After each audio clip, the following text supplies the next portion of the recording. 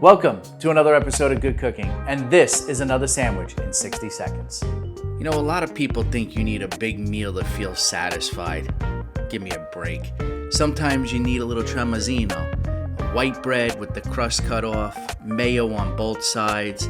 Then we're gonna pile up that mortadella with some pistachios in it, burrata, salt, pepper. If we didn't give you enough pistachios, we crush some up. We put those on top of the burrata, and then you think it's over? We keep piling the mortadella right on top of that. Because what would it be without all of this mortadella? It wouldn't be as great as I made it. And then you're gonna cut it right down Broadway, and look what you get. You get an absolute gem. A little pocket sandwich. Look at that thing. Give me a break. Does it get better? I don't think so.